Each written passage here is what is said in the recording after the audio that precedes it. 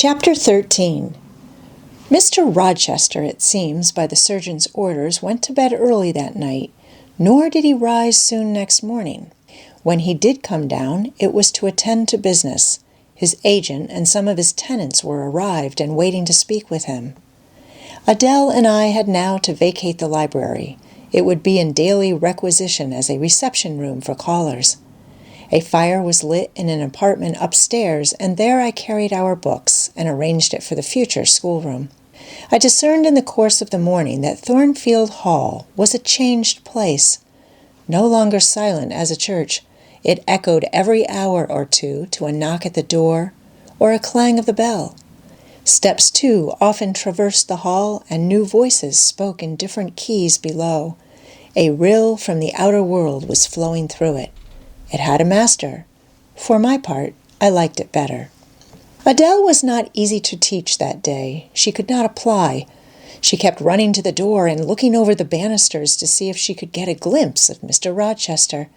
Then she coined pretexts to go downstairs, in order, as I shrewdly suspected, to visit the library, where I knew she was not wanted. Then, when I got a little angry and made her sit still, she continued to talk incessantly of her friend, Mr. Edward Fairfax of Rochester, as she dubbed him. I had not before heard his pronomens, and to conjecture what presents he had brought her, for it appears he had intimated the night before that when his luggage came from Millcote, there would be found amongst it a little box in whose contents she had an interest. "And this may mean that," said she, "inside it will be a present for me, and probably for you too, miss. Mr. Rochester has talked about you. He has asked me the name of my governess, and whether she is not a small person, slim enough and a bit pale. I've said yes, because it is true, isn't it, miss?" I and my pupil dined as usual in Mrs. Fairfax's parlor. The afternoon was wild and snowy, and we passed it in the schoolroom. At dark, I allowed Adele to put away books and work and to run downstairs, for from the comparative silence below, and from the cessation of appeals to the doorbell, I conjectured that Mr. Rochester was now at liberty. Left alone, I walked to the window, but nothing was to be seen thence. Twilight and snowflakes together thickened the air and hid the very shrubs on the lawn. I let down the curtain and went back to the fireside. In the clear embers I was tracing a view, not unlike a picture I remembered to have seen of the castle of Heidelberg on the Rhine, when Mrs. Fairfax came in, breaking up by her entrance the fiery mosaic I had been piecing together, and scattering too some heavy, unwelcome thoughts that were beginning to throng on my solitude. "Mr. Rochester would be glad if you and your pupil would take tea with him in the drawing-room this evening," said she. "He has been so much engaged all day that he could not ask to see you before." "When is his tea time?" I inquired. "Oh, at 6 o'clock. He keeps early hours in the country. You had better change your frock now. I will go with you and fasten it. Here is a candle." "Is it necessary to change my frock?" "Yes, you had better. I always dress for the evening when Mr. Rochester is here." This additional ceremony seemed somewhat stately. However, I repaired to my room, and with Mrs. Fairfax's aid, replaced my black stuff dress by one of black silk, the best and the only additional one I had, except one of light gray, which, in my Lowood notions of the toilette, I thought too fine to be worn, except on first-rate occasions. "You want a brooch," said Mrs. Fairfax. I had a single little pearl ornament, which Miss Temple gave me as a parting keepsake. I put it on, and then we went downstairs. Unused as I was to strangers, it was rather a trial to appear thus formally summoned in Mr. Rochester's presence. I let Mrs. Fairfax precede me into the dining-room, and kept in her shade as we crossed that apartment, and passing the arch, whose curtain was now dropped, entered the elegant recess beyond. 2 wax candles stood lighted on the table, and 2 on the mantelpiece. Basking in the light and heat of a superb fire lay Pilot. Adele knelt near him. Half reclined on a couch appeared Mr. Rochester, his foot supported by the cushion. He was looking at Adele and the dog. The fire shone full on his face. I knew my traveler with his broad and jetty eyebrows, his square forehead, made squarer by the horizontal sweep of his black hair. I recognized his decisive nose, more remarkable for character than beauty, his full nostrils, denoting, I thought, choler, his grim mouth, chin, and jaw. Yes, all three were very grim, and no mistake. His shape, now divested of cloak, I perceived harmonized in squareness with his physiognomy. I suppose it was a good figure in the athletic sense of the term, broad-chested and thin-flanked, though neither tall nor graceful. Mr. Rochester must have been aware of the entrance of Mrs. Fairfax and myself, but it appeared he was not in the mood to notice us, for he never lifted his head as we approached. "Here is Miss Eyre, sir," said Mrs. Fairfax in her quiet way. He bowed, still not taking his eyes from the group of the dog and child. "Let Miss Eyre be seated," said he, and there was something in the forced, stiff bow, in the impatient yet formal tone, which seemed further to express, "What the deuce is it to me whether Miss Eyre be there or not? At this moment I am not disposed to accost her." I sat down quite disembarrassed. A reception of finished politeness would probably have confused me. I could not have returned or repaid it by answering grace and elegance on my part, but harsh caprice laid me under no obligation. On the contrary, a decent quiescence under the freak of manner gave me the advantage. Besides, the eccentricity of the proceeding was piquant. I felt interested to see how he would go on. He went on as a statue would. That is, he neither spoke nor moved. Mrs. Fairfax seemed to think it necessary that someone should be amiable, and she began to talk. Kindly as usual, and as usual rather trite. She condoled with him on the pressure of business he had had all day, on the annoyance it must have been to him with that painful sprain. Then she commended his patience and perseverance in going through with it. "Madam, I should like some tea," was the sole rejoinder she got. She hastened to ring the bell, and when the tray came, she proceeded to arrange the cups, spoons, etc., with assiduous celerity. I and Adele went to the table, but the master did not leave his couch. "Will you hand Mr. Rochester's cup?" said Mrs. Fairfax to me. "Adele might perhaps spill it." I did as requested. As he took the cup from my hand, Adele, thinking the moment propitious for making a request in my favor, cried out, "Is there, sir, a gift for Miss Eyre also in your little box?" "Who talks of gifts?" said he gruffly. "Did you expect a present, Miss Eyre? Are you fond of presents?" And he searched my face with eyes that I saw were dark, irate, and piercing. "I hardly know, sir. I have little experience of them. They are generally thought pleasant things." "Generally thought? But what do you think?" "I should be obliged to take time, sir, before I could give you an answer worthy of your acceptance. A present has many faces to it, has it not? And one should consider all before pronouncing an opinion as to its nature."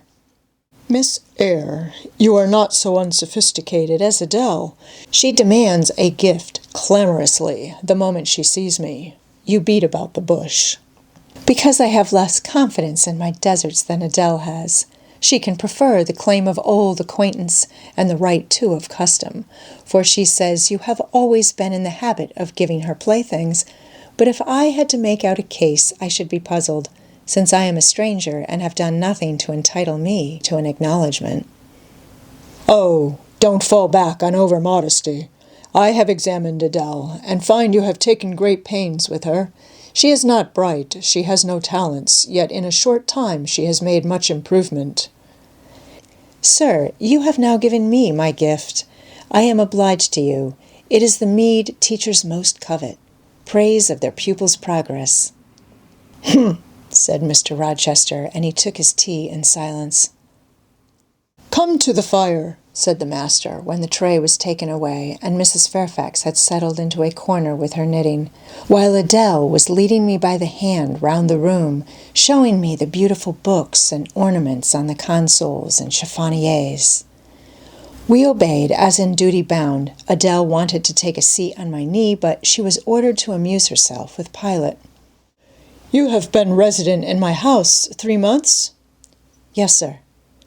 "And you came from—" "From Lowood School in Blankshire." "Ah, a charitable concern. How long were you there?" 8 years. 8 years? You must be tenacious of life. I thought half the time in such a place would have done up any constitution. No wonder you have rather the look of another world. I marveled where you had got that sort of face. When you came on me in Hay Lane last night, I thought unaccountably of fairy tales, and had half a mind to demand whether you had bewitched my horse. I am not sure yet. Who are your parents?" "I have none." "Nor ever had, I suppose. Do you remember them?" "No." "I thought not. And so you were waiting for your people when you sat on that stile?" "For whom, sir?" "For the men in green. It was a proper moonlight evening for them. Did I break through one of your rings, that you spread that damned ice on the causeway?" I shook my head.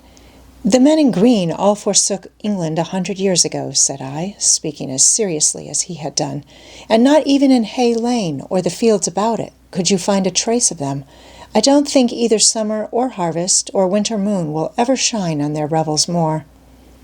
Mrs. Fairfax had dropped her knitting, and with raised eyebrows seemed wondering what sort of talk this was. "Well," resumed Mr. Rochester, "if you disown parents, you must have some sort of kinsfolk, uncles and aunts?" "No, none that I ever saw." "And your home?" "I have none." "Where do your brothers and sisters live?" "I have no brothers or sisters." "Who recommended you to come here?" "I advertised, and Mrs. Fairfax answered my advertisement." "Yes," said the good lady, who now knew what ground we were upon, "and I am daily thankful for the choice Providence led me to make. Miss Eyre has been an invaluable companion to me, and a kind and careful teacher to Adele." "Don't trouble yourself to give her a character," returned Mr. Rochester. "Eulogiums will not bias me. I shall judge for myself. She began by felling my horse." "Sir?" said Mrs. Fairfax. "I have to thank her for this sprain." The widow looked bewildered. "Miss Eyre, have you ever lived in a town?" "No, sir." "Have you seen much society?" "None but the pupils and teachers of Lowood, and now the inmates of Thornfield." "Have you read much?" "Only such books as came in my way, and they have not been numerous or very learned." "You have lived the life of a nun. No doubt you are well drilled in religious forms.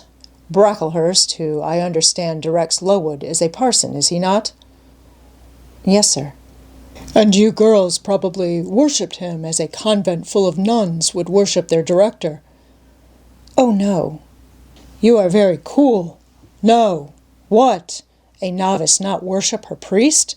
That sounds blasphemous."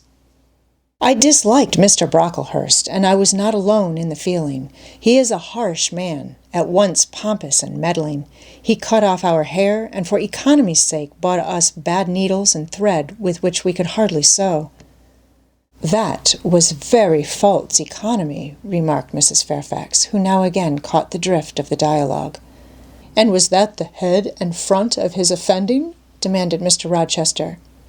"He starved us when he had the sole superintendence of the provision department, before the committee was appointed, and he bored us with long lectures once a week, and with evening readings from books of his own inditing, about sudden deaths and judgments which made us afraid to go to bed." "What age were you when you went to Lowood?" "About 10. "And you stayed there 8 years? You are now, then, 18? I assented. "Arithmetic, you see, is useful. Without its aid, I should hardly have been able to guess your age. It is a point difficult to fix where the features and countenance are so much at variance as in your case. And now, what did you learn at Lowood? Can you play?" "A little." "Of course. That is the established answer.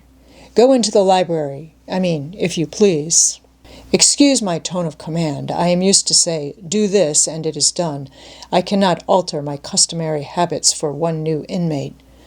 Go, then, into the library. Take a candle with you. Leave the door open. Sit down to the piano and play a tune. I departed, obeying his directions. Enough, he called out in a few minutes. You play a little, I see, like any other English schoolgirl, perhaps rather better than some, but not well. I closed the piano and returned. Mr. Rochester continued. Adele showed me some sketches this morning, which she said were yours. I don't know whether they were entirely of your doing. Probably a master aided you? No, indeed, I interjected. Ah, that pricks pride. Well, fetch me your portfolio if you can vouch for its contents being original. But don't pass your word unless you are certain. I can recognize patchwork. Then I will say nothing, and you shall judge for yourself, sir. I brought the portfolio from the library. Approach the table, said he, and I wheeled it to his couch. Adele and Mrs. Fairfax drew near to see the pictures. No crowding, said Mr. Rochester. Take the drawings from my hand as I finish with them, but don't push your faces up to mine. He deliberately scrutinized each sketch and painting.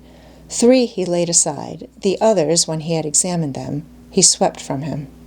Take them off to the other table, Mrs. Fairfax, said he, and look at them with Adele. You, glancing at me, resume your seat and answer my questions.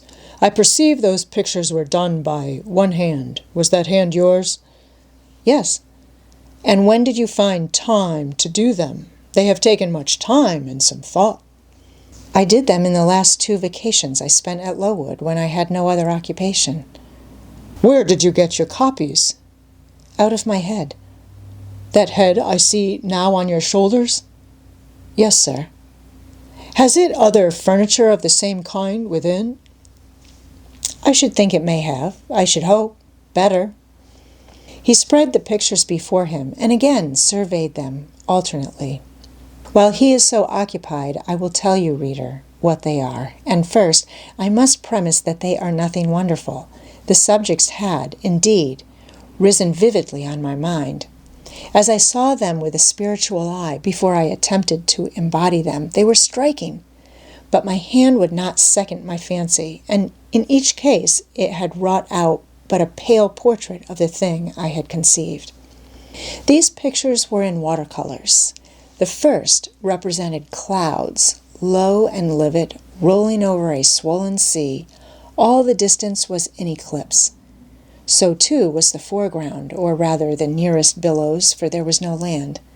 One gleam of light lifted into relief a half-submerged mast, on which sat a cormorant, dark and large, with wings flecked with foam. Its beak held a gold bracelet set with gems that I had touched with as brilliant tints as my palette could yield, and as glittering distinctness as my pencil could impart. Sinking below the bird and mast, a drowned corpse glanced through the green water. A fair arm was the only limb clearly visible, whence the bracelet had been washed or torn. The second picture contained for foreground only the dim peak of a hill, with grass and some leaves slanting as if by a breeze. Beyond and above spread an expanse of sky, dark blue as at twilight. Rising into the sky was a woman's shape to the bust, portrayed in tints as dusk and soft as I could combine. The dim forehead was crowned with a star. The lineaments below were seen as through the suffusion of vapor. The eyes shone dark and wild. The hair streamed shadowy like a beamless cloud torn by storm or by electric travail. On the neck lay a pale reflection like moonlight. The same faint luster touched the train of thin clouds from which rose and bowed this vision of the evening star. The third showed the pinnacle of an iceberg piercing a polar winter sky. A muster of northern lights reared their dim lances, close serried along the horizon. Throwing these into distance rose in the foreground a head, a colossal head, inclined towards the iceberg and resting against it. Two thin hands joined under the forehead and supporting it drew up before the lower features a sable veil. A brow quite bloodless, white as bone, and an eye hollow and fixed, blank of meaning but for the glassiness of despair alone were visible. Above the temples, amidst wreathed turban folds of black drapery, vague in its character and consistency as cloud, gleamed a ring of white flame, gemmed with sparkles of a more lurid tinge. This pale crescent was the likeness of a kingly crown. What it diademed was the shape which shape had none. "Were you happy when you painted these pictures?" asked Mr. Rochester presently. "I was absorbed, sir. Yes, and I was happy. To paint them, in short, was to enjoy one of the keenest pleasures I have ever known." "That is not saying much. Your pleasures, by your own account, have been few, but I dare say you did exist in a kind of artist's dreamland while you blent and arranged these strange tints. Did you sit at them long each day?" "I had nothing else to do, because it was the vacation, and I sat at them from morning till noon, and from noon till night. The length of the midsummer days favored my inclination to apply." "And you felt self-satisfied with the result of your ardent labors?" "Far from it. I was tormented by the contrast between my idea and my handiwork. In each case I had imagined something which I was quite powerless to realize." "Not quite. You have secured the shadow of your thought, but no more, probably. You had not enough of the artist's skill and science to give it full being. Yet the drawings are, for a schoolgirl, peculiar. As to the thoughts, they are elfish. These eyes in the evening star you must have seen in a dream. How could you make them look so clear and yet not at all brilliant? For the planet above quells their rays. And what meaning is that in their solemn depth? And who taught you to paint wind? There is a high gale in that sky and on this hilltop. Where did you see Latmos? For that is Latmos. There! Put the drawings away." I had scarce tied the strings of the portfolio when, looking at his watch, he said abruptly, "It is 9 o'clock. What are you about, Miss Eyre, to let Adele sit up so long? Take her to bed." Adele went to kiss him before quitting the room. He endured the caress, but scarcely seemed to relish it more than Pilate would have done, nor so much. "I wish you all good night now," said he, making a movement of the hand towards the door in token that he was tired of our company and wished to dismiss us. Mrs. Fairfax folded up her knitting. I took my portfolio, we curtsied to him, received a frigid bow in return, and so withdrew. "You said Mr. Rochester was not strikingly peculiar, Mrs. Fairfax," I observed when I rejoined her in her room after putting Adele to bed. "Well, is he? I think so. He is very changeful and abrupt." "True. No doubt he may appear so to a stranger, but I am so accustomed to his manner, I never think of it. And then, if he has peculiarities of temper, allowance should be made." "Why?" "Partly because it is his nature, and we can none of us help our nature, and partly because he has painful thoughts, no doubt, to harass him and make his spirits unequal." "What about?" "Family troubles, for one thing." "But he has no family." "Not now, but he has had, or at least relatives. He lost his elder brother a few years since." "His elder brother?" "Yes. The present Mr. Rochester has not been very long in possession of the property, only about 9 years. 9 years is a tolerable time. Was he so very fond of his brother as to be still inconsolable for his loss?" "Why, no, perhaps not. I believe there were some misunderstandings between them. Mr. Rowland Rochester was not quite just to Mr. Edward, and perhaps he prejudiced his father against him. The old gentleman was fond of money, and anxious to keep the family estate together. He did not like to diminish the property by division, and yet he was anxious that Mr. Edward should have wealth too, to keep up the consequence of the name, and soon after he was of age, some steps were taken that were not quite fair, and made a great deal of mischief. Old Mr. Rochester and Mr. Rowland combined to bring Mr. Edward into what he considered a painful position, for the sake of making his fortune. What the precise nature of that position was, I never clearly knew, but his spirit could not brook what he had to suffer in it. He is not very forgiving. He broke with his family, and now for many years he has led an unsettled kind of life. I don't think he has ever been resident at Thornfield for a fortnight together, since the death of his brother without a will left him master of the estate, and indeed no wonder he shuns the old place. Why should he shun it? Perhaps he thinks it gloomy. The answer was evasive. I should have liked something clearer, but Mrs. Fairfax either could not or would not give me more explicit information of the origin and nature of Mr. Rochester's trials.